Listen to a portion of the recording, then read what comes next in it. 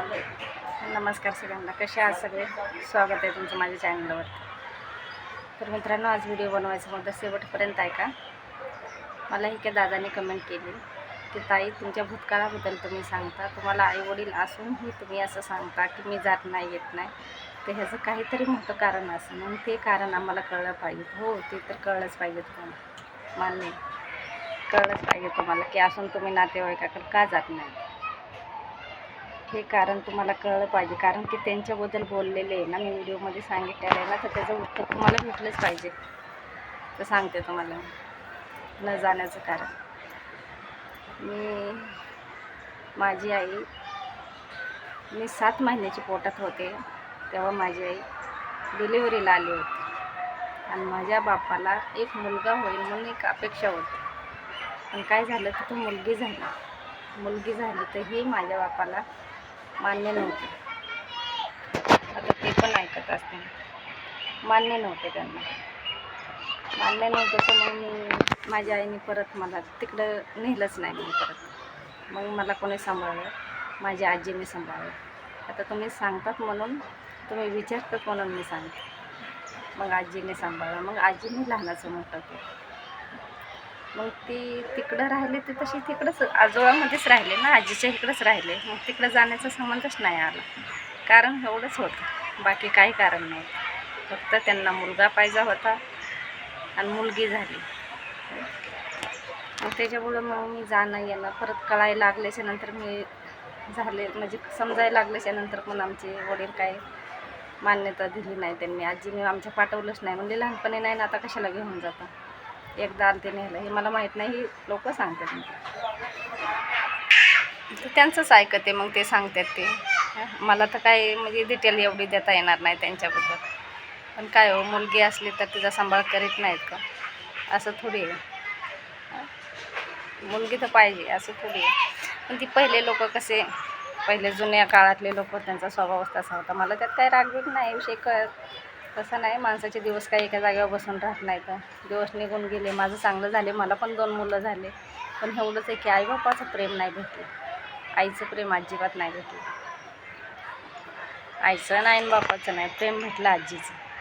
मग त्या आजीने ते लहानाचे मोठे केले. मुलं किती वर्षाचे होते, मी 9 वर्षाचे असताना माझी आजी पण ऑफ झाली. 9 वर्षाचे होते तेव्हा आजी ऑफ झाली. त्याच्यानंतर मग हाल झाले. मग सगळ्या आयुष्याचा खेळ झाल्यासारखा झाला माझ्या लहानपणाचा. कसली शाळा आणि कसलं काय, शाळा नाही ना काय नाही. खूप आवड होते शाळेची, पण कोण खर्च उचलणार, पोटाला अन्न भेटत नव्हतं.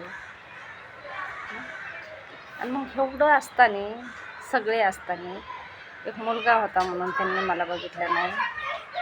आणि मग आता कशाला, आता मला 2 मुलं आहेत, मला नाही वाटत कोणाच्या दारात जावं म्हणून, कोणी माझ्या इथं यावं म्हणून. आता काहीच वाटत नाही त्या गोष्टीबद्दल मला. कारण हेच होतं, बाकी दुसरं कारण नव्हतं काय. आता मग यायचं पण नाही, मला आवडतच नाही कुठं जायला.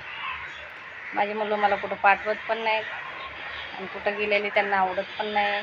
आम्ही आता गावाला जायला लागले फक्त. आता किती वर्षी मी नवऱ्याच्या दाराचा उंबरठा ओलांडला नाही. आता जायला लागले गावाला.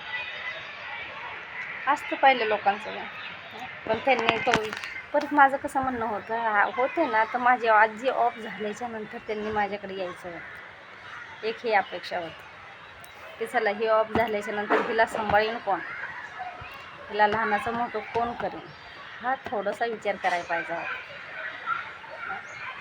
ती कुठं खाईन, कुठं राहीन, कोण तिला सहारा देईन. आणि तसंच झालं ना, कोणीच नाही सहारा दिला. ना सख्यानी नाही, ना सावत्रांनी नाही, कोणीच नाही सहारा दिला. कसं असतं, कोणाचं नसतं. जे आहे ते बरं. या तोंडाने 2-4 शब्द बोल, त्यांना तेच बरोबर येतं. आणि मी कधी कोणाची अपेक्षा नाही केली. चला, भीक मागून खायचं, जीवन जगायचं. आपलं जसं जिथं जागावर झोपायला भेटेल तिथं झोपायचं, जिथं काम करायला बोलवते तिथं काम करायला जायचं, असं जीवन होतं माझं. कारण तेच होतं, मुलाचंच कारण होतं. ते तुम्ही मला विचारलं म्हणून सांगते मी तुम्हाला. काय मुलं देवाला येतात आहेत, काही जागेवर खूप चांगली मुलं आहेत, लय आईबापाचा मान सन्मान करतात, पण काही जागेवर मुलं नाहीत.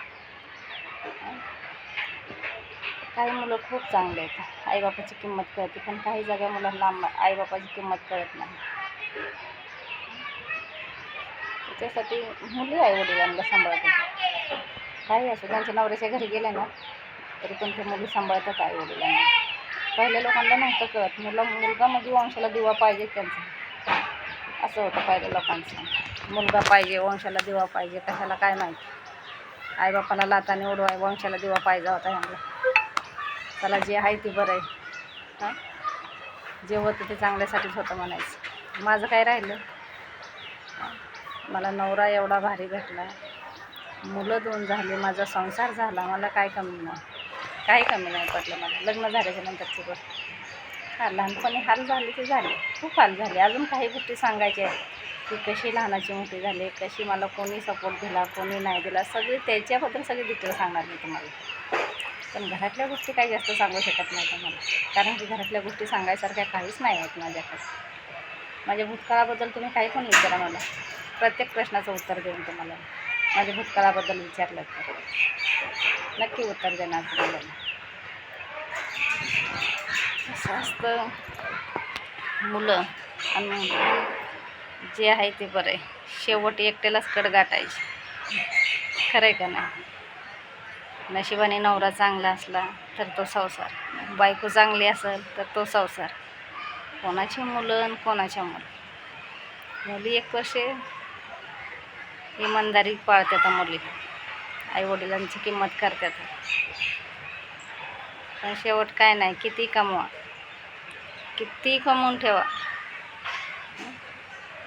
घराच्या कुठं कोणचा महाल जरी बांधला ना मोठा, त्या बापाने त्याला जागा शोधायला लागते की कोणच्या कोपऱ्यात बसावं म्हणून. जाऊ देऊ, जे आहे ते बरं आहे. चला, त्याच्यासाठी मी जास्त काही सांगत नाही, विचारलं म्हणून सांगितलं तुम्हाला मी.